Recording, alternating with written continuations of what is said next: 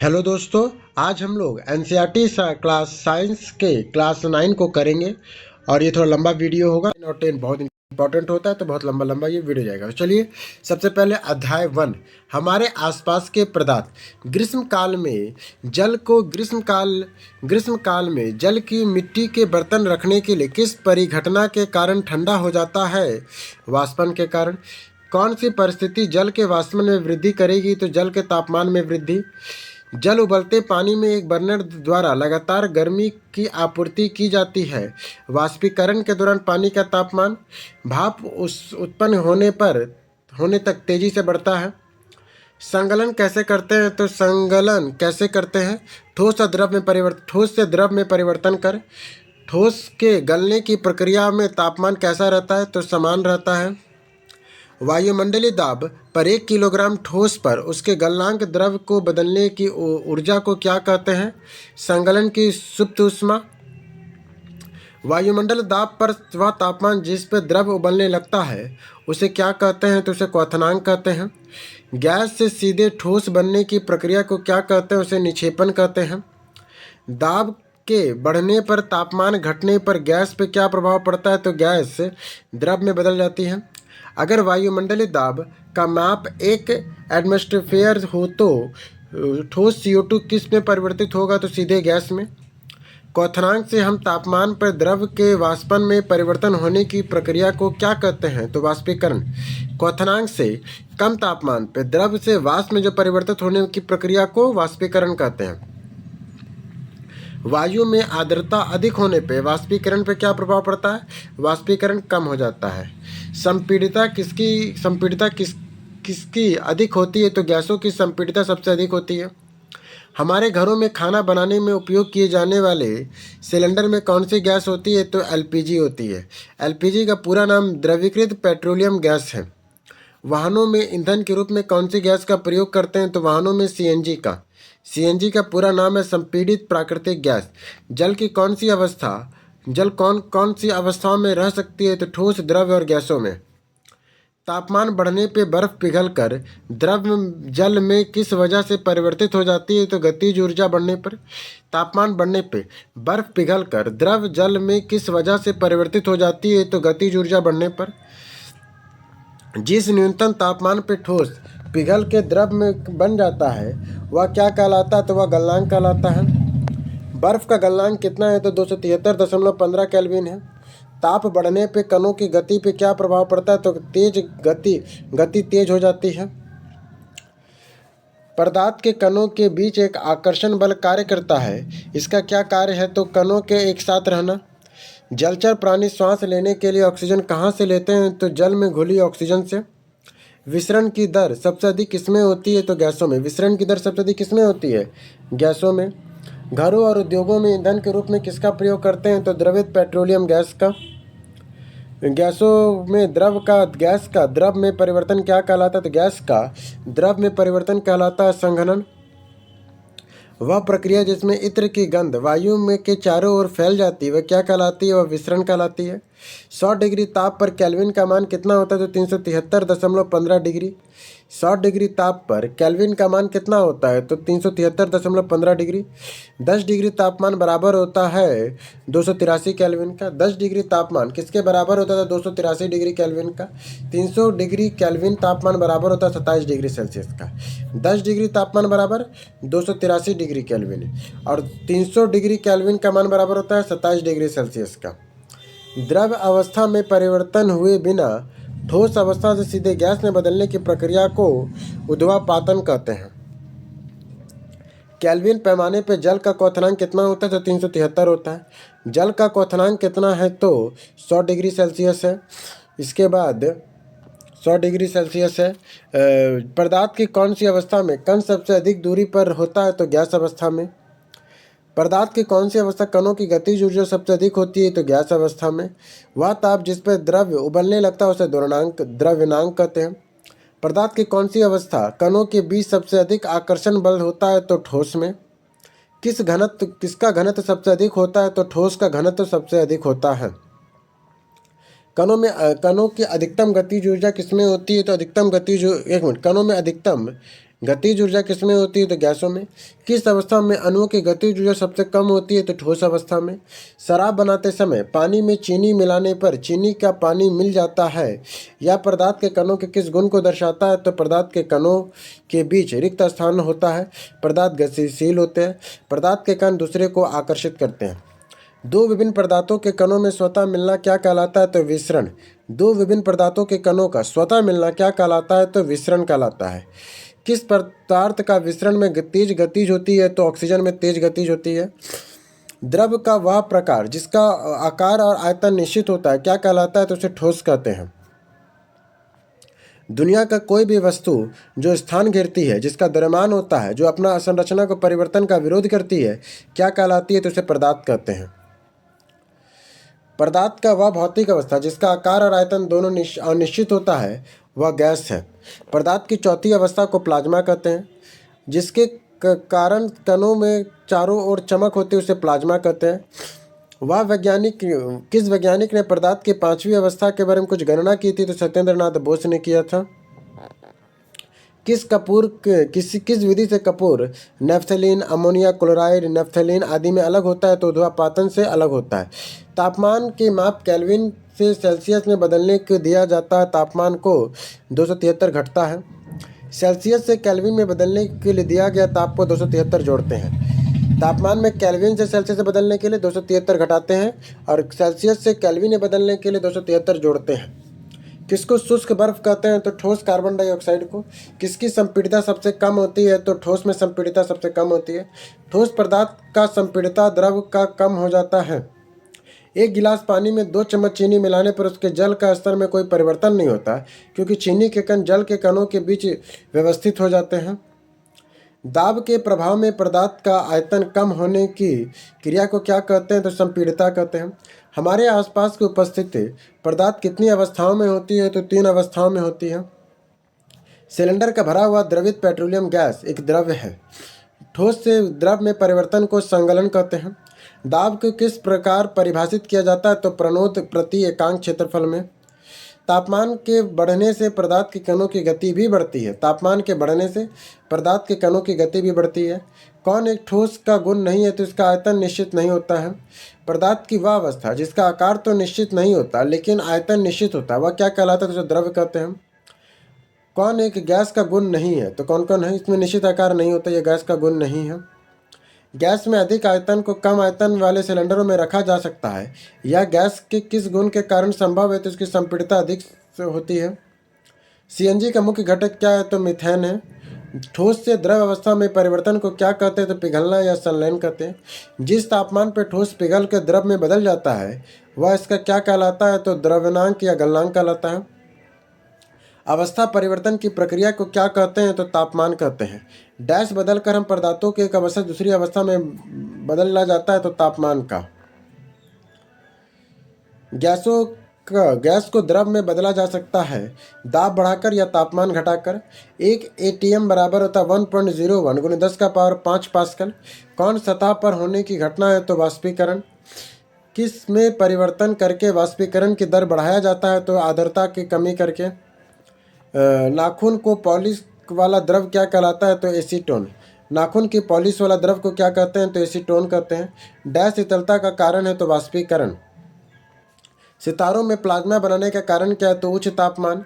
जब पदार्थ प्लाज्मा अवस्था में होता है तो इसका कण आयनीकृत गैस के रूप में होता है।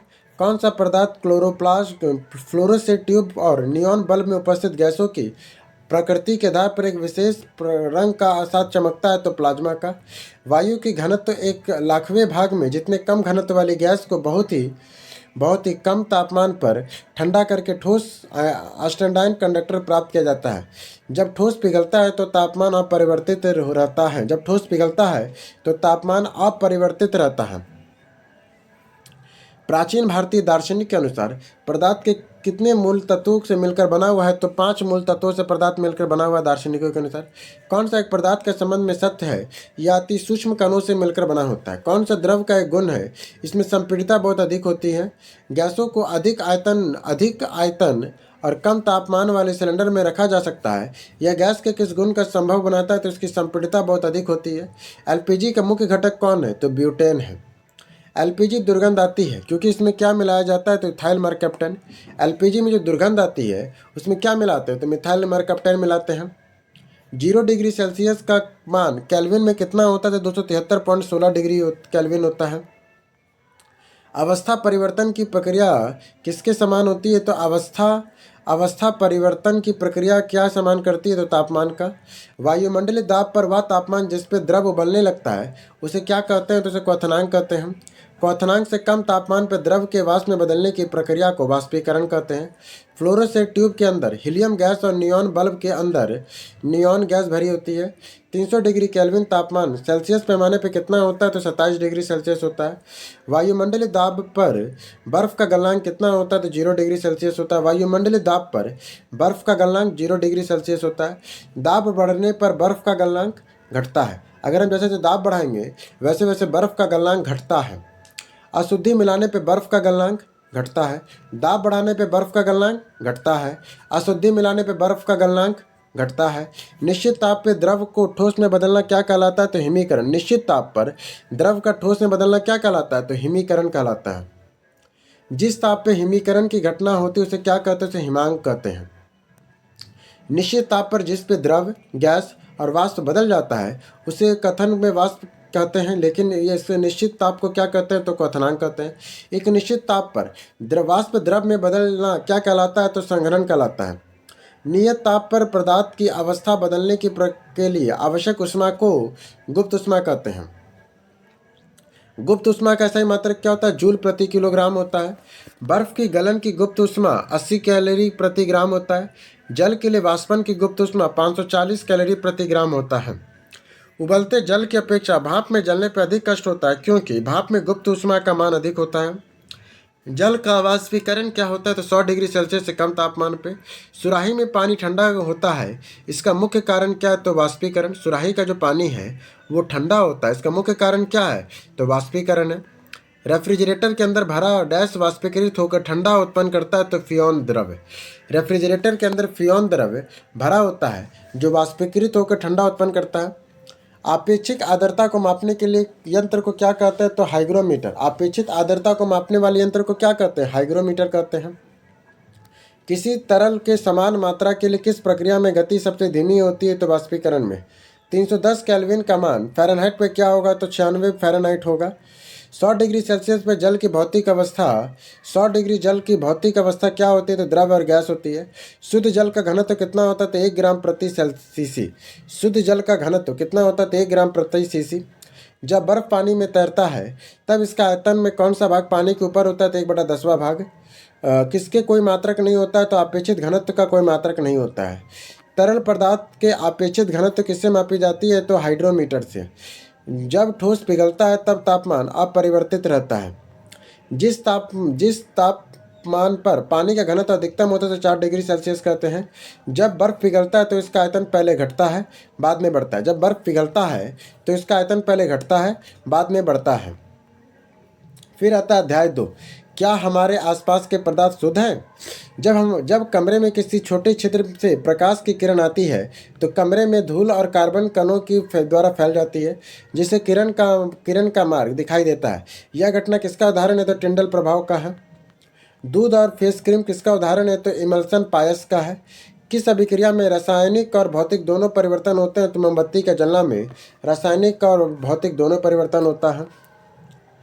कौन क्लोराइड का उदाहरण है, तो वाहनों से निकलने वाला धुआं, शेविंग क्रीम, पनीर और बादल, ये क्लोराइड के उदाहरण है। क्लोराइड के उदाहरण कौन कौन है, वाहनों से निकलने वाला धुआं, शेविंग क्रीम, पनीर, बादल।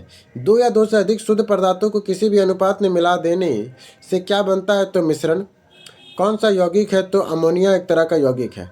कौन सा ना तो तत्व है ना ही यौगिक है, तो वो वायु है। निश्चित अनुपात में अवयवों को मिलाने में किसका निर्माण होता है, तो समांग मिश्रण का।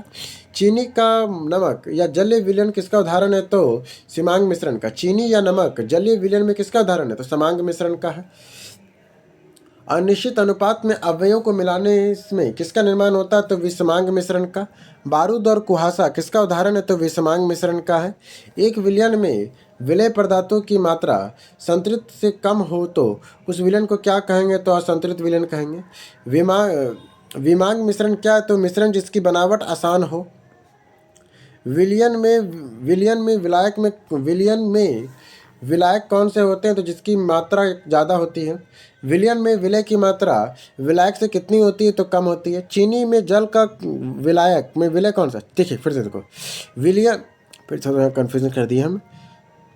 विलयन में विलय पदार्थ की मात्रा संतृप्त से कम हो तो उसे हम लोग असंतृप्त विलयन कहेंगे, ठीक है। विलयन में अगर विलय की पदार्थ की जो मात्रा है वो संतृप्त से कम है तो उसे हम लोग असंतृप्त विलयन कहेंगे, ठीक है। विषमांग मिश्रण क्या है? मिश्रण जिसकी बनावट से असमान उसे विषमांगी मिश्रण कहते हैं। विलयन में विलायक कौन से होते हैं? जिसकी मात्रा ज़्यादा हो उसे विलयन में विलायक होते हैं। विलयन में विलय की मात्रा विलायक में कितनी होती है? तो कम। विलयन में विलय की मात्रा विलायक में कितनी होती है? तो कम होती है। चीनी और जल में विलायक का विलय कौन सा है? तो चीनी है। चीनी और जल में विलायक में विलय कौन सा है? तो चीनी है, विलायक जल होता है। किस विधि द्वारा क्लोराइडी विलयन में कणों को पृथक किया जाता है? तो अपकेंद्री तकनीक द्वारा। क्लोराइड के उदाहरण कौन से हैं? तो बादल, दूध और पनीर है। क्लोराइड के उदाहरण कौन सा है? बादल, दूध और पनीर है। विलयन के कणों का व्यास कितना था? 10⁹ मीटर से कम। विलयन के कणों का व्यास कितना था? 10⁹ मीटर से कम होता है। सांद्र विलयन की तुलना में तनु विलयन में विलय की मात्रा कितनी होती है? तो कम होती है। सांद्र विलयन में की तुलना में तनु विलयन में विलय की मात्रा कितनी होती है? तो कम होती है। सांद्र विलयन में किसकी मात्रा ज़्यादा होती है? तो विलय की। सांद्र विलयन में किसकी मात्रा ज़्यादा होती है? तो विलय की मात्रा ज़्यादा होती है। एक निश्चित तापमान पर यदि विलयन में विलय पदार्थ नहीं घुलता है तो उस विलयन को क्या कहते हैं? तो संतृप्त विलयन कहते हैं। जल और खाना पकाने वाला तेल में क्या गुण अलग करता है? तो रासायनिक गुण। सर्वप्रथम तत्व शब्द किसके द्वारा प्रयोग किया गया? तो रॉबर्ट बायर द्वारा। विलयन की सांद्रता किससे कहते हैं? तो विलयन की मात्रा में घुले विलय की मात्रा, विलायक की मात्रा घुले विलय की मात्रा को। विलयन की सांद्रता की मात्रा कैसे कहेंगे? विलयन की मात्रा में घुले विलय की मात्रा और विलायक की मात्रा में घुले विलय की मात्रा से। निलंबन के कण प्रकाश के किरण में कैसा प्रभाव करते हैं? जो निलंबन के कण है वो प्रकाश की किरण में कैसा प्रभाव करते हैं? तो किरण को फैलाते हैं निलंबन के कण। निलंबन कैसा होता है? तो अस्थायी होता है। टिंडन प्रभाव क्या है? तो प्रकाश की किरण को फैलाना ही टिंडन प्रभाव है जो निलंबन करणों के द्वारा होता है। टिंडन प्रभाव कैसे होता है? तो टिंडन प्रभाव कौन करता है? तो दूध करता है। कौन से अंतर्राष्ट्रीय वैज्ञानिक संस्था ने तत्वों के नामों के प्रतीक और मात्रकों को स्वीकृति दिया था? IUPAC ने दिया था। IUPAC का फुल फॉर्म क्या है? International union for floor and applied chemistry. Flow and applied. IUPAC का पूर्ण नाम क्या है? International union for flow and applied chemistry. जब दो या दो से अधिक तत्वों को आपस में मिलाते हैं तो हम क्या पाते हैं? यौगिक। बादल कैसा क्लोराइड का उदाहरण है? तो द्रव में गैस के विलयन का। बादल कैसा क्लोराइड का उदाहरण है? तो गैस में द्रव का विलयन का। कौन सी तकनीक रंग के घटक डाई को नीले काले रंग की स्याही में को पृथक करता है? तो क्रोमेटोग्राफी से। कौन सी तकनीक से रंगों वाले घटक डाई को नीले काले रंग की स्याही से पृथक करती है? तो क्रोमेटोग्राफी। किस विधि द्वारा घुलनशील द्रवों के मिश्रण को पृथक करता है? तो आसवन के द्वारा। दो या दो से अधिक घुलनशील द्रव जिनका क्वथनांक का अंतर 25 के से कम हो तो उसे किस विधि द्वारा पृथक करते हैं? तो प्रभाजी आसवन के द्वारा। प्रभाजी आसवन के द्वारा। किस विधि द्वारा अशुद्ध नमूने में शुद्ध कॉपर सल्फेट प्राप्त करते हैं? तो क्रिस्टलीकरण से। किस विधि द्वारा अशुद्ध नमूने से शुद्ध कॉपर सल्फेट प्राप्त करते हैं? तो क्रिस्टलीकरण से। क्लोराइड विलयन के कण लगातार इधर उधर भागते हैं, इसे क्या कहते हैं? तो इसे हम लोग ब्राउनी गति कहते हैं। ब्राउनी गति। कौन से दो या दो से अधिक घटकों के सजातीय मिश्रण है? तो उसे विलयन कहेंगे। कौन से दो या दो से अधिक घटकों के सजातीय मिश्रण है? तो विलयन है। कौन सा द्रव्य ठोस में क्लोराइडी विलयन का उदाहरण है? तो वो पनीर है। कौन सा द्रव्य है जो ठोस में क्लोराइडी विलयन का उदाहरण है? तो वो पनीर है। ऐसा विषमांगी मिश्रण जिसमें ठोस द्रव्य कण के अपेक्षित हो जाते हैं उसे हम लोग निलंबन कहते हैं। क्या कहते हैं? निलंबन। पानी में मिट्टी के मिश्रण किसका उदाहरण है? तो निलंबन का है। पानी में मिट्टी का मिश्रण किसका उदाहरण है? तो निलंबन का है। निलंबन उदाहरण होता है जल में घुली हुई मिट्टी का।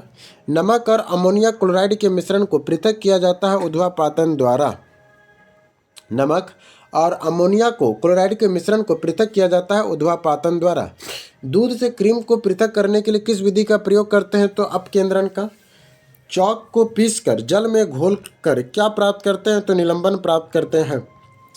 दो अघुलनशील द्रवों के मिश्रण को पृथक किया जाता है पृथक्करण कीप द्वारा। दो अघुलनशील द्रवों के मिश्रण को पृथक किया जाता है पृथक्करण कीप द्वारा। तापमान बढ़ने पर किसी द्रव में गैस की घुलनशीलता घटती है। तापमान बढ़ने पर किसी द्रव में गैस की घुलनशीलता घटती है। समांगी मिश्रण को क्या कहा जाता है? तो विलयन। समांगी मिश्रण को क्या कहते हैं? विलयन कहते हैं समांगी मिश्रण को। विलयन का वह घटक जिसकी मात्रा दूसरे से अधिक होती है उसे विलायक कहते हैं। टिक्चर आयोडीन के विलायक कौन है? तो अल्कोहल है। टिक्चर आयोडीन का विलायक कौन है? तो अल्कोहल है। जब प्रकाश की किरण किसी क्लोराइडी या निलंबन से होकर गुजरती है तो परिलक्षित अवस्था के कारण प्रवस्था के कणों के द्वारा प्रकाश के प्रकीर्णन होता है। इसे कहते हैं हम लोग टिंडल प्रभाव। टिंडल प्रभाव प्रदर्शित करता है क्लोराइडी विलयन। परिलक्षित प्रवस्था और परिलक्षण माध्यम से मिलकर बने विलयन को कहते हैं क्लोराइडी विलयन। वायु के घटक गैसों को पृथक करने के लिए द्रवित वायु को क्या कहते हैं? तो प्रभाजी आसवन कहते हैं। जो पदार्थ एक प्रकार के कणों से मिलकर बना होता है उसे शुद्ध पदार्थ कहते हैं। कौन शुद्ध पदार्थ हैं? तो एक तत्व, दूसरा यौगिक। चीनी और जल का मिश्रण को समांगी मिश्रण कहते हैं। कौन सा विषमांगी मिश्रण का उदाहरण है? तो तेल और जल का मिश्रण विषमांगी मिश्रण का उदाहरण है। विलयन दो या दो से अधिक पदार्थों का समांगी मिश्रण है। विलयन जो है वह दो या दो से अधिक पदार्थों के समांगी मिश्रण है। कौन सा एक ठोस विलयन है? तो मिश्र धातु। कौन सा एक ठोस विलयन है? तो मिश्र धातु।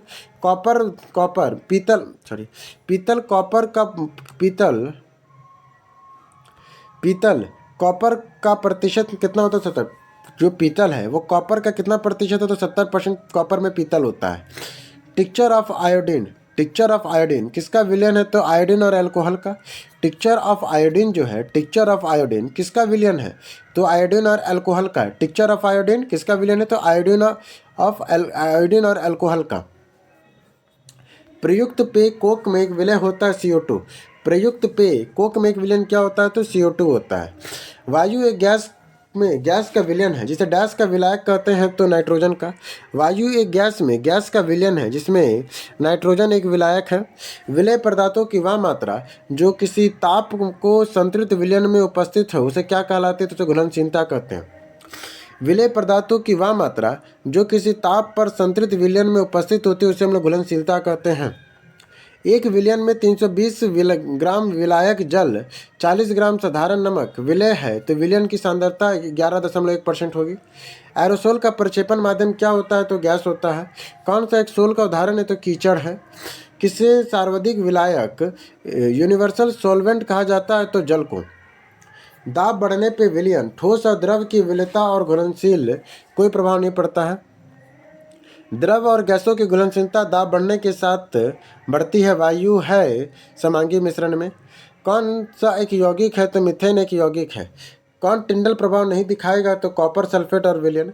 कौन टिंडल प्रभाव नहीं दिखाता है? तो कॉपर सल्फेट। स्याही के रंग वाले घटक को कौन अलग करता है? तो वाष्पीकरण द्वारा। स्याही से रंग वाले घटक को अलग किया जाता है वाष्पीकरण से। डैश गैस के गंध सड़े हुए अंडे जैसी होती है। तो हाइड्रोजन सल्फाइड का। एसीटोन में जल के मिश्रण को किस विधि द्वारा अलग किया जाता है? तो आसवन द्वारा। खाद्य तेलों में वनस्पति घी किस प्रक्रिया द्वारा बदला जाता है? तो हाइड्रोजनीकरण द्वारा। दो विलयन को आइसोटोनिक कहा जाता है जब उनका पारस दाब बराबर हो। बायोगैस में मीथेन का प्रतिशत 75% होता है। क्रिस्टलीकरण विधि का उपयोग किया जाता है ठोस पदार्थों के शुद्ध करने में। कौन सी विधि कीचड़ युक्त जल को अलग करके निष्पादन समुद्री जल के नमक को अशुद्धियों को खत्म करने के लिए विधि के रूप में उपयोग करते हैं? तो क्रिस्टलाइजेशन में। भूगर्भ में निकलने वाले खनिज तेल, शुद्ध पेट्रोल, डीजल, मिट्टी का तेल आदि किस विधि से अलग करते हैं? तो प्रभाजी आसवन विधि से अलग करते हैं। जल आपूर्ति में शोधन। जल आपूर्ति के लिए जल का शोधन किस प्रक्रिया से होता है? तो क्लोनीकरण से होता है। रासायनिक परिवर्तन की प्रक्रिया में मोटर कारों में पेट्रोल के दहन होता है। किस प्रक्रम में समुद्र के जल के सामान्य लवण प्राप्त होता है? तो वाष्पीकरण में। प्रेशर कुकर में जल का क्वथनांक लगभग कितना होता है? तो 120 डिग्री सेल्सियस होता है। किस विधि द्वारा कच्चे तेल को गैसोलीन प्राप्त करते हैं? तो प्रभाजी आसवन से। महासागर से शुद्ध जल किस विधि से प्राप्त किया जाता है? तो आसवन से। जल और गैस विलयन कोको कोला है। विलयन के संबंध में कौन सत्य है? तो एक समांगी मिश्रण है। इसके कण का व्यास 1 एनएम से कम होता है और यह नग्न आंखों से नहीं दिखता। यह स्थायी विलयन है। तापमान बढ़ने पर पदार्थ में घुलनशीलता बढ़ती है। तापमान बढ़ने पर पदार्थ की घुलनशीलता बढ़ती है। क्लोराइड विलयन परिचित प्रावस्था परिलेखन माध्यम से बना होता है। क्लोराइड विलयन परिपक्ष प्रावस्था और परिवेक्ष माध्यम से बना होता है। टिंडल प्रभाव की खोज किसने किया था? तो टिंडल ने किया था। सामान्य ताप बढ़ने पर विलयन ठोस और द्रव में घुलनशीलता बढ़ती है। किस द्रव में ताप बढ़ने पर गैसों की घुलनशीलता घटती है? द्रव और गैसों में घुलनशीलता ताप बढ़ने के साथ बढ़ती है। किसे वास्तविक विलयन कहा जाता है? तो चीनी पानी के घोल को। सांद्रित विलयन के विलय की मात्रा अधिक होती है। डैश वह पदार्थ है जो 2 या 2 से अधिक तत्वों के निश्चित अनुपात के रासायनिक रूप से मिलने से बनता है, तो उसे यौगिक कहते हैं। एक संतृप्त विलयन बनाने के लिए 36 ग्राम सोडियम क्लोराइड और 100 ग्राम जल के 393 केल्विन के साथ घोला जाता है। यह तापमान किसकी सांद्रता कितनी होती है? तो लगभग में 26 डिग्री सेल्सियस 26% होती है। वार्षिक परिवर्तन भौतिक परिवर्तन के संबंध में सही क्या है? इसमें कोई नया पदार्थ नहीं बनता। यह एक अस्थायी परिवर्तन होता है। यह प्रावस्था में परिवर्तन इसका एक उदाहरण है। कौन विलयन है? हवा, समुद्री जल और सोडा जल एक विलयन है। विलयन क्या होता है? तो हवा, समुद्री जल और सोडा जल विलयन है। टिंडल प्रभाव को दिखाएगा दूध में, स्टार्च में, कुहासा में। टिंडल प्रभाव किस में दिखता है? दूध में दिखता है। स्टार्च में दिखेगा। कुहासा में भी आपका टिंडल प्रभाव दिखता है। दूध से क्रीम या क्रीम से मक्खन किस विधि से निकाला जाता है? तो अपकेंद्रण से। दूध से क्रीम और क्रीम से मक्खन किस विधि से निकाला जाता है? तो अपकेंद्रण से निकालते हैं। अपकेंद्रण विधि का प्रयोग किया जाता है रक्त और समूह की जांच में, कपड़े धोने की मशीन, भीगे हुए कपड़ों को जल निचोड़ने में और क्रीम से मक्खन निकालने में। वह पदार्थ जिसमें रासायनिक प्रतिक्रिया द्वारा अन्य सरल पदार्थों में विभक्त नहीं किया जा सकता है उन्हें तत्व कहते हैं। तत्व को और नहीं तोड़ा जा सकता है। एक ही विलायक में घुले पदार्थों को अलग अलग करने के लिए किसका प्रयोग करते हैं? तो क्रोमेटोग्राफी का। 2 घुलनशील द्रवों के मिश्रण किस विधि से अलग किए जाते हैं? तो प्रभाजी आसवन से। आशा का धातु किसे कहा जाता है? तो यूरेनियम को। कौन सा एक यौगिक है? तो जल, CO2 और मीथेन एक यौगिक है। मीथेन का मुख्य घटक क्या है? तो बायोगैस, CNG और प्राकृतिक गैस। आसवन विधि का पहला और दूसरा प्रक्रम क्रमशः क्या कहलाता है? तो वाष्पन और संघनन कहलाता है। उत्प्रेरक वह पदार्थ है जो रासायनिक अभिक्रिया की चाल को बदलता है। उत्प्रेरक वह पदार्थ है जो रासायनिक अभिक्रिया की चाल को बदलता है। कौन सा कार्बनिक यौगिक प्रयोगशाला में सबसे पहले बनाया गया था? तो यूरिया बनाया गया था। यूरिया का निर्माण सबसे पहले किसने किया था? तो वोल्हर ने किया था। दूध किसका उदाहरण है? तो इमल्सन का उदाहरण है। तापमान को केल्विन के पैमाने में जल का क्वथनांक 373 होगा। गैस की लौ में सबसे गर्म हिस्सा क्या कहते हैं? तो नीला क्षेत्र कहलाता है। मानव द्वारा सबसे पहले प्रयोग में लाई गई धातु कौन सी है? तो तांबा है। आसानी से झाज नहीं देने वाला जल को कठोर जल कहते हैं। कमरे के तापमान में कितने तत्व अवस्था में मिलते हैं? तो 2। DDT रसायन का उपयोग किया जाता है कीटनाशक के रूप में। जिस बिंदु पर किसी पदार्थ को ठोस, तरल और गैसीय रूपों में सह-अस्तित्व होती है उसे तिर्यक बिंदु कहते हैं। किसी भी तत्व में जल से निकालने के प्रक्रम को निजिलीकरण कहते हैं। किसी भी तंत्र से जल को निकालने की प्रक्रम को निजिलीकरण कहते हैं। अध्याय 3 परमाणु और अणु। जल के अणु हाइड्रोजन और ऑक्सीजन के भार के अनुपात 1:8 होता है। कैल्शियम ऑक्साइड में कैल्शियम और ऑक्सीजन के भार का अनुपात 5:2 होता है। कौन सा तत्व बहुपरमाणविक है? तो सल्फर बहुपरमाणविक है। सल्फ्यूरिक अम्ल का रासायनिक सूत्र H2SO4 होता है। बेकिंग सोडा खाने का सोडा का रासायनिक सूत्र क्या है? तो NaHCO3 है। बेकिंग सोडा खाने का सोडा का रासायनिक सूत्र क्या है? तो NaHCO3 है। अमोनिया सल्फेट का रासायनिक सूत्र क्या है? तो NH4 का Holt wise SO4। Hydrogen sulphide का रासायनिक सूत्र H2SO है। नाइट्रोजन का परमाणु द्रव्यमान संख्या कितनी होती है? तो 14 है। सभी धातुओं की परमाणुकता कितनी है? तो एकल परमाणुकता है। परमाणु के ऐसे समूह को क्या कहते हैं जिस पर नेट आवेश विद्यमान होता है उसे आयरन कहते हैं। आयरन का कौन सा आवेश होता है? तो आयरन में कौन सा आवेश होता है? तो ऋण आवेशित धन आवेशित होता है। जब दो या दो से अधिक तत्व आपस में मिलते हैं तो हम क्या पाते हैं? तो यौगिक। जो जब दो या दो से अधिक तत्व मिलते हैं तो क्या पाते हैं? यौगिक। डाल्टन ने कौन सा सिद्धांत दिया था? तो परमाणु सिद्धांत दिया था। डाल्टन ने कौन सा सिद्धांत दिया था? परमाणु सिद्धांत। डाल्टन का परमाणु सिद्धांत किस नियम पर आधारित है? तो रासायनिक संयोजन पर आधारित है। सभी तत्वों की संरचनात्मक इकाई को क्या कहते हैं? तो परमाणु। परमाणु त्रिज्या किस में मापा जाता है? तो नैनोमीटर में। फेरिक ऑक्साइड का सूत्र क्या? तो Fe2O3 है। FeO3 है। तत्वों का फेरिक ऑक्साइड का सूत्र क्या है? Fe2O3 है। तत्वों के प्रतीक को कैसे लिखा जाता है? तो पहले बड़ा अक्षर और दूसरा छोटा अक्षर होता है। एक मोल के कणों की संख्या 6.022 × 10⁻23 होता है। सोडियम का प्रतीक Na होता है। सल्फर का अणु S8 होता है। सोडियम ऑक्साइड का फार्मूला Na2O होता है। जल के अणु प्रयुक्त तत्वों में परमाणु की संख्या का अनुपात 2:1 होता है। CO2 के एक अणु में कार्बन और ऑक्सीजन के भार का अनुपात 3:8 होता है। कौन सा तत्व द्विपरमाणुविक है? तो ऑक्सीजन। कौन सा तत्व द्विपरमाणुविक नहीं है? तो हीलियम द्विपरमाणुविक नहीं है। कैल्शियम कार्बोनेट का रासायनिक सूत्र क्या होता है? तो CaCO3 होता है। कौन सा परमाणु द्रव्यमान इकाई के मानक रूप में लिखा जाता है? तो कार्बन 12 के रूप में। कौन सा नियम कहता है कि रासायनिक अभिक्रिया में द्रव्यमान का ना तो उत्पन्न किया जा सकता है ना ही नष्ट किया जा सकता है? तो द्रव्यमान संरक्षण के नियम पर। किस तत्व में लेटेन का नाम फेरम है? तो लोहा है। किस तत्व का लेटेन नाम नेट्रियम है? तो वो सोडियम है। किस तत्व का लेटेन नाम कैल्शियम है? तो वो पोटेशियम है। 1 नैनोमीटर में होता है 10⁻⁷ सेंटीमीटर में। 2 ग्राम हाइड्रोजन 16 ग्राम ऑक्सीजन के साथ मिलाकर 18 ग्राम जल का निर्माण किया जाता है। यह किस नियम को प्रदर्शित करता है? द्रव्यमान संरक्षण का नियम को। जल में हाइड्रोजन और ऑक्सीजन के द्रव्यमान का अनुपात 1:8 होता है।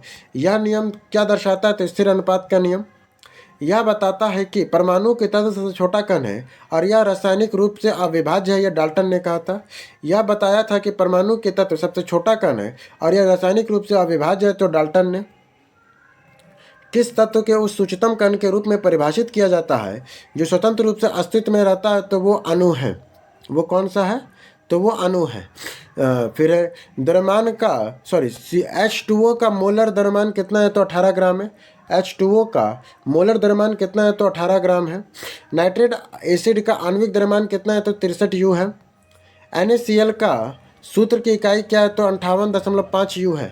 NaCl के सूत्र का इकाई द्रव्यमान कितना है? तो 58.5 U है।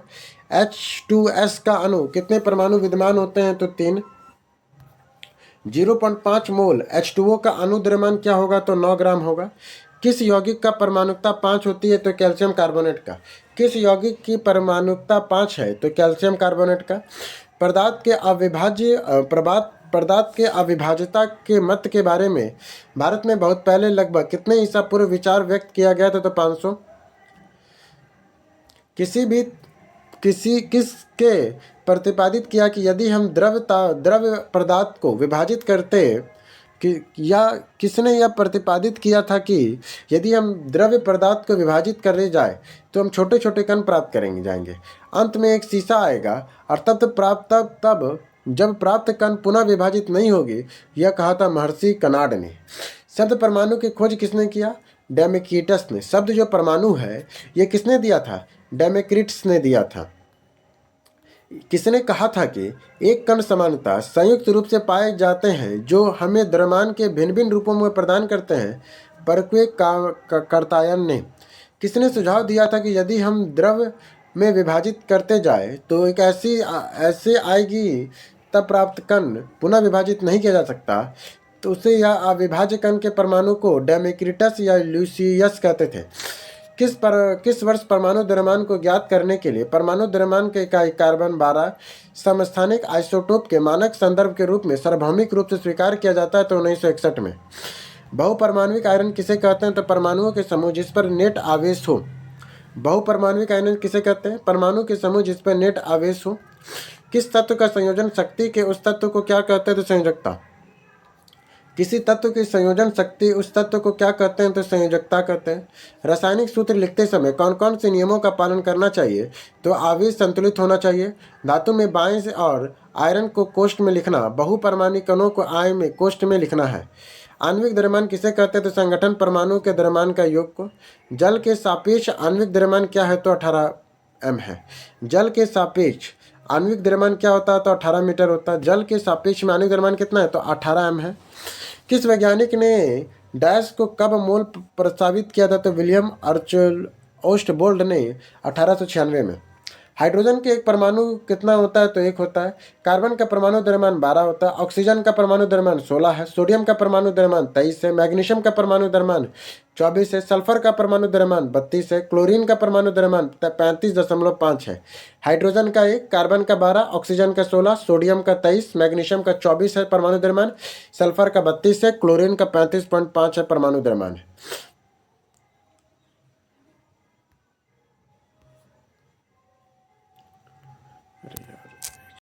कार्बनिक टेट्राक्लोराइड का सूत्र क्या है? तो CCl4 है।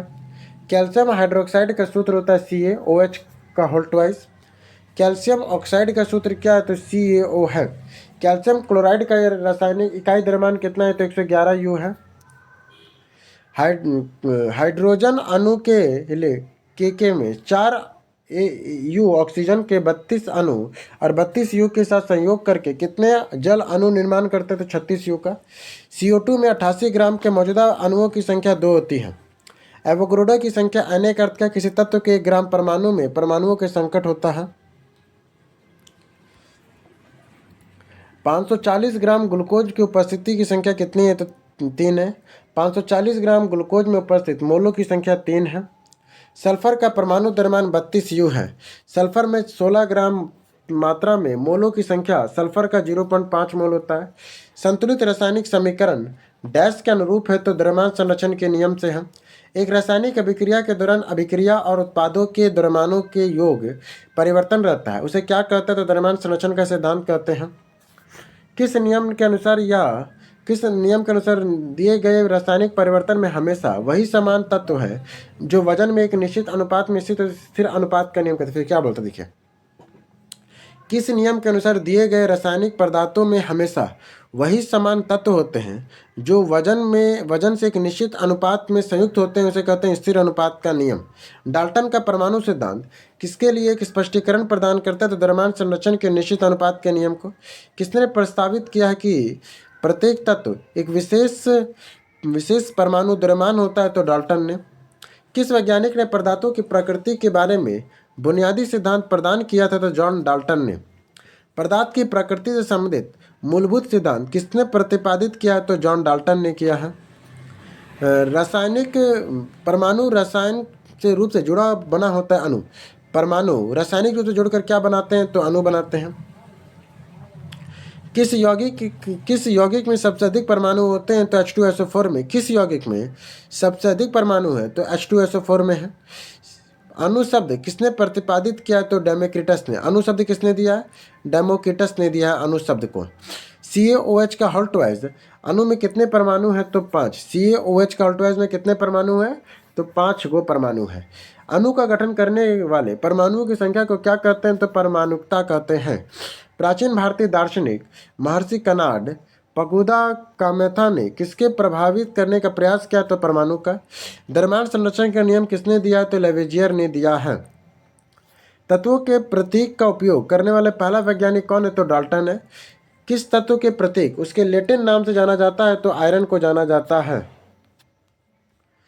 इसके बाद किसी तत्व या यौगिक के अणु किसी तत्व या यौगिक के एक अणु में उपस्थित परमाणुओं की संख्या को परमाणुकता कहते हैं। सल्फर की परमाणुकता 8 होती है। सल्फर की परमाणुकता 8 होती है। नहीं 8 नहीं होगा, सल्फर कंफ्यूजन कर दिया यार ये। सल्फर की परमाणुकता 8 होती है। नहीं 8 होती है। सल्फर की परमाणुकता 8 होती है। फास्फोरस के अणु में परमाणु उपस्थित होते हैं 4। सल्फर के अणु में कितने परमाणु होते हैं? 4। सल्फर की परमाणुकता में 8 होते हैं। फास्फोरस के अणु में कितने परमाणु उपस्थित होते हैं? 4।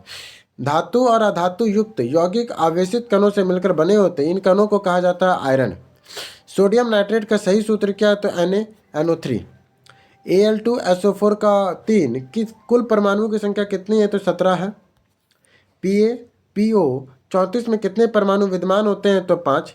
एक अणु में उपस्थित सभी परमाणुओं का द्रव्यमान का योग को क्या कहते हैं? तो आणविक द्रव्यमान कहते हैं। जिंक का परमाणु द्रव्यमान कितना है? तो 65 U है।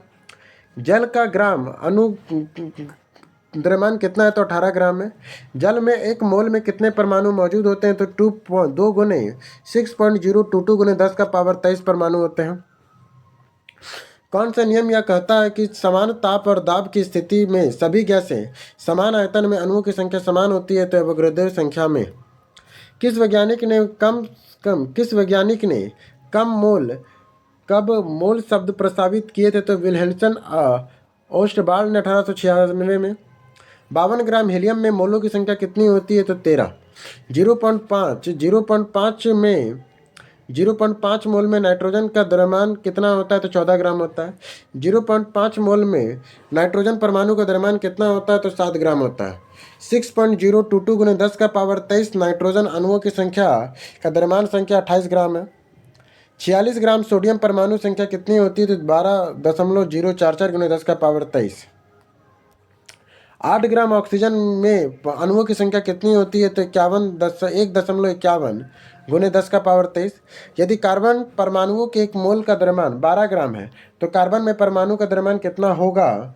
तो वो होगा 1.99 गुने 10 का पावर 23। एक शुद्ध यौगिक में तत्व हमेशा द्रव्यमान एक निश्चित अनुपात में विद्यमान होते हैं।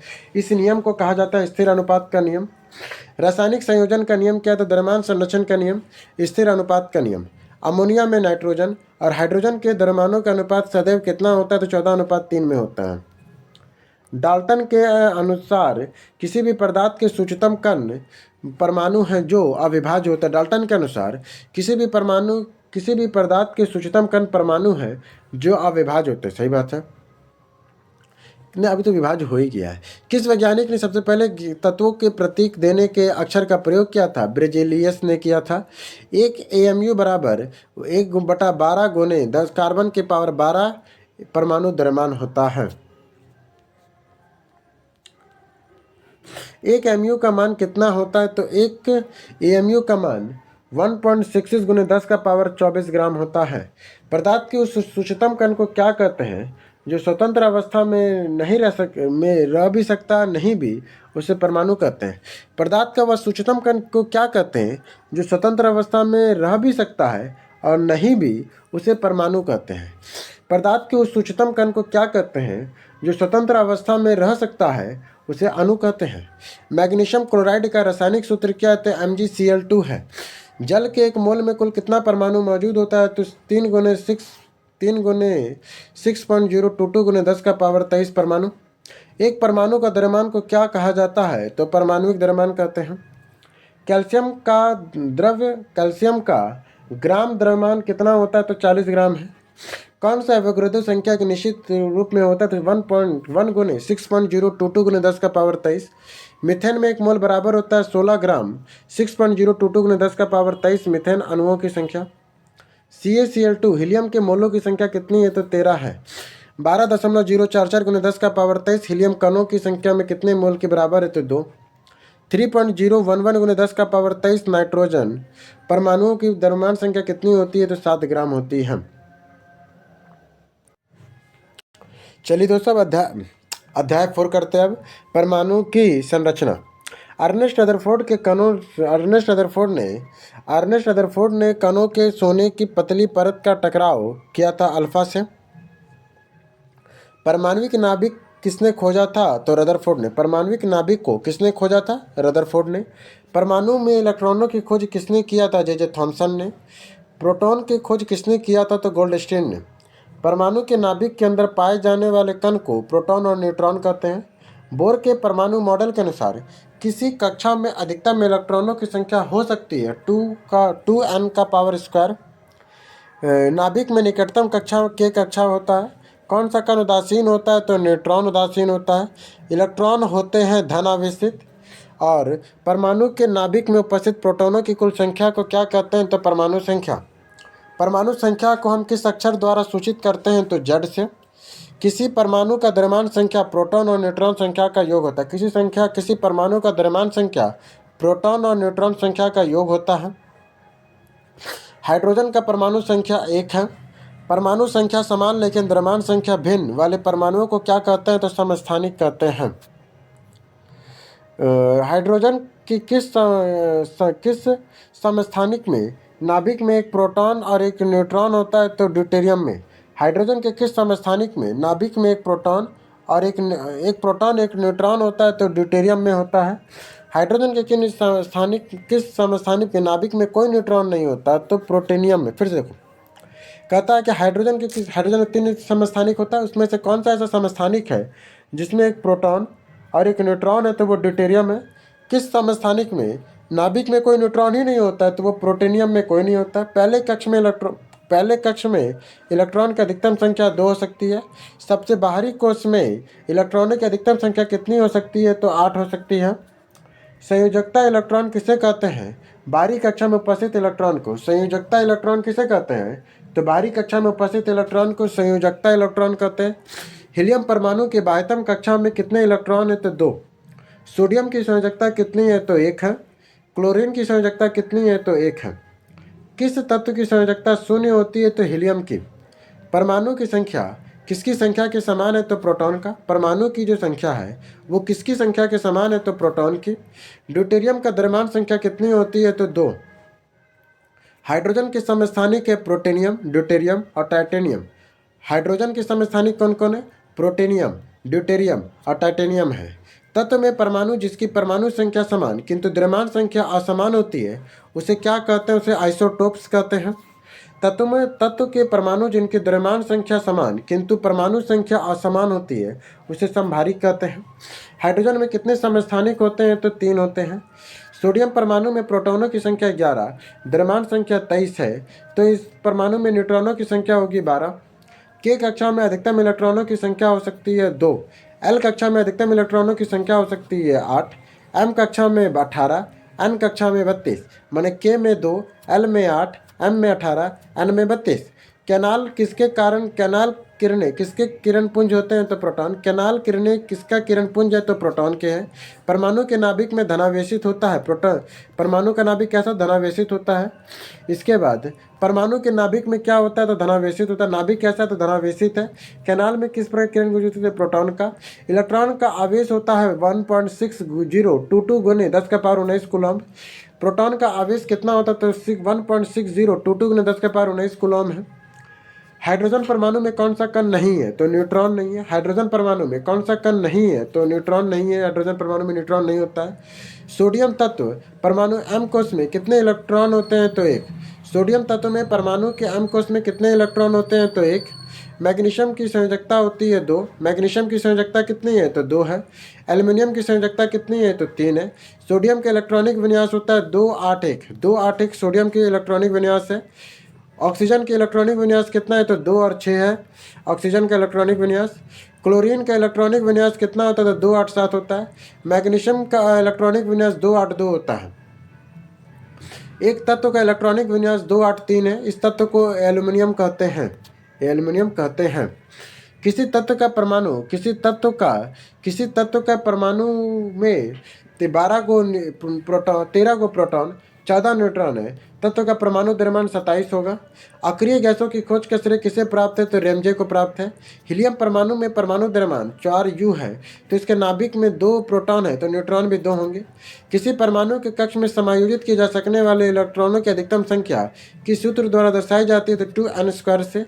परमाणु के कौन नाभिक के चारों ओर एक निश्चित कक्षा में चक्कर लगाते हैं जिसे ऊर्जा स्तर में इलेक्ट्रॉन कहते हैं। कैनाल किरणें की खोज किसने किया है? तो गोल्डस्टेन ने। इलेक्ट्रॉन द्रव्यमान कितना होता है? तो नग्न। इलेक्ट्रॉन का द्रव्यमान कितना होता है? तो नग्न। परमाणु के बाहरी कोश में कौन से कण होते हैं? तो इलेक्ट्रॉन होते हैं। परमाणु की संरचना से संबंधित पहला मॉडल किसने दिया था? तो जे टॉमसन ने दिया था। ऋणात्मक और धनावेशित कण आवेश परमाणु के समान द्रव्यमान परमाणु की संरचना असंबंधित पहला मॉडल किसने दिया? जे टॉमसन ने दिया। ऋणावेशित और धनावेशित आवेश परमाणु के समान परिणाम होते हैं, इसीलिए परमाणु विद्युत में निश्चित होते हैं, कहा था उदासीन होते हैं। रदरफोर्ड के परमाणु मॉडल में के लिए प्रयोग के लिए या प्रयोग में उन्होंने क्या प्रयोग किया था? तो सोने की मांग पानी का। अल्फा कण कैसे होते हैं? तो द्विआवेशित हीलियम कण होते हैं अल्फा कण। रदरफोर्ड के नोबेल पुरस्कार कब मिला था? तो 1908 को मिला था। नील्स बोर के अनुसार इलेक्ट्रॉन एक निश्चित कक्षाओं में चक्कर लगाते हैं। यह कक्षा कैसी होती है? तो विचलन की होती है। न्यूट्रॉन द्रव्यमान न्यूट्रॉन का इधर रखते हैं। नील्स बोर के अनुसार इलेक्ट्रॉन एक निश्चित कक्षा में चक्कर लगाते हैं। यह कक्षा कैसी होगी? तो विलियन की होगी। न्यूट्रॉन द्रव्यमान किसके बराबर होता है? तो प्रोटॉन के। नाभिक की त्रिज्या परमाणु की त्रिज्या का कितना गुना होती है? तो नाभिक की जो त्रिज्या है वो परमाणु की त्रिज्या का कितना गुना? तो 10⁵ गुना है। फ्लोरीन के संयोजकता फ्लोरीन की क्या हो रहा है यार? फ्लोरीन की संयोजकता कितनी होती है? तो 1 होती है। फ्लोरीन की संयोजकता 1 होती है। परमाणु की त्रिज्या नाभिक की त्रिज्या परमाणु की त्रिज्या का कितना गुनी? तो 10⁵ गुनी है। रदरफोर्ड के परमाणु मॉडल का डैश वर्णन नहीं है, तो बाह्यतम कोश में उपस्थित इलेक्ट्रॉनों की संख्या को क्या कहते हैं? तो संयोजक इलेक्ट्रॉन कहते हैं। हीलियम को छोड़कर सभी नोबेल गैस के बाहरी कोश में कितने इलेक्ट्रॉन होते हैं? तो 8। एक तत्व का इलेक्ट्रॉनिक विन्यास 284 है, तत्व का नाम सिलिकॉन होगा। एक तत्व का इलेक्ट्रॉनिक विन्यास 2881 है, तत्व का नाम पोटेशियम होगा।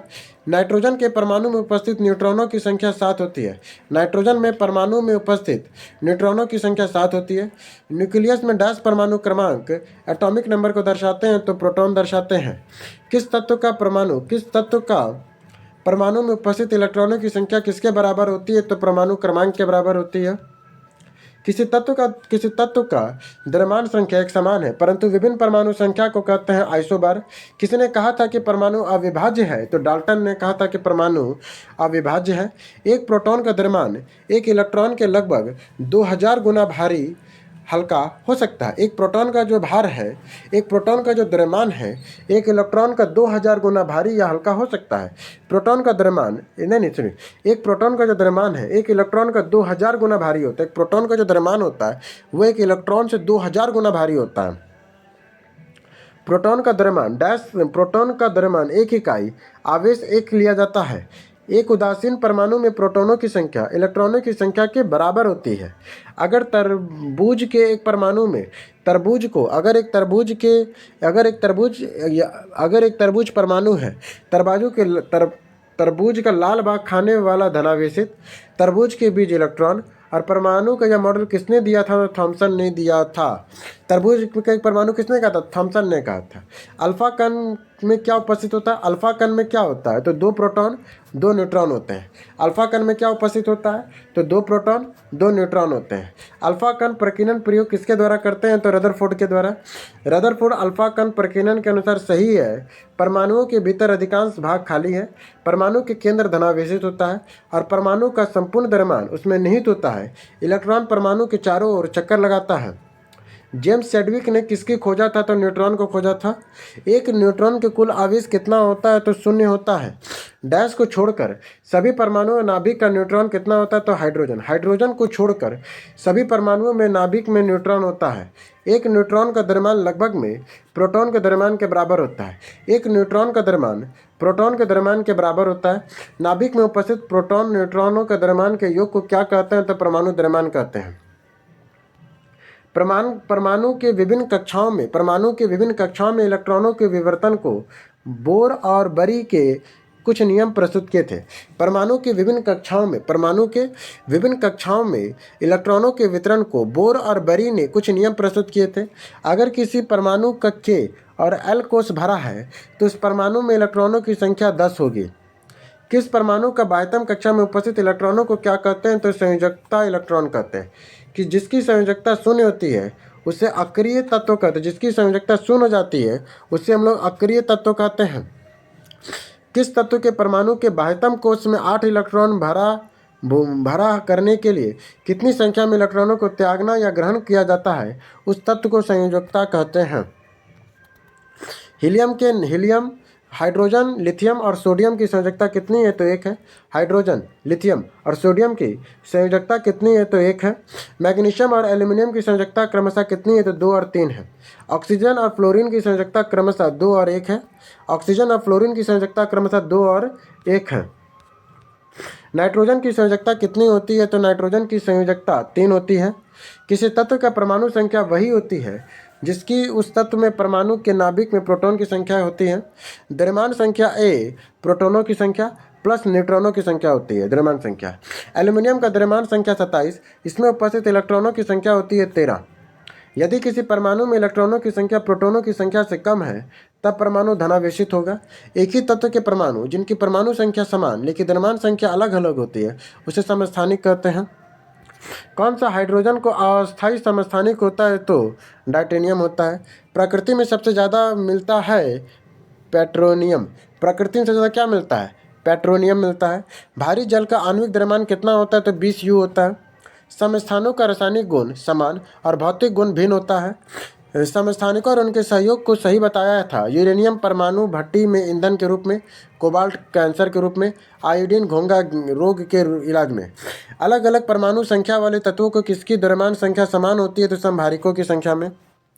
थॉमसन ने प्रस्तुत किया था कि इलेक्ट्रॉनिक धनात्मक गोले धसे होते हैं। तो कहा था थॉमसन ने प्रस्तुत किया था कि इलेक्ट्रॉन धनावेशित गोले में धसे होते हैं। तत्व को कौन से आधार में परिभाषित किया जाता है? तो परमाणु संख्या के रूप में। Na में कुल इलेक्ट्रॉनों में प्रोटोनों सोडियम में कुल इलेक्ट्रॉनों की संख्या 10 और प्रोटोनों की संख्या 11 होती है। ऑक्सीजन में कुल इलेक्ट्रॉनों की संख्या 10 और प्रोटोनों की संख्या 8 होती है। तत्व X818 में न्यूट्रॉनों की संख्या 10 है। रदरफोर्ड का प्रकीर्णन की खोज किसके लिए उत्तरदायी है? तो परमाणु केंद्रक पर है। एक तत्व का समस्थानिक में होता है न्यूट्रॉन अलग अलग संख्या। एक तत्व के समस्थानिक में क्या होता है? तो न्यूट्रॉनों की संख्या अलग अलग होती है। क्लोरीन के आयरन की संयोजकता इलेक्ट्रॉन कितनी होती है? तो 8 होती है।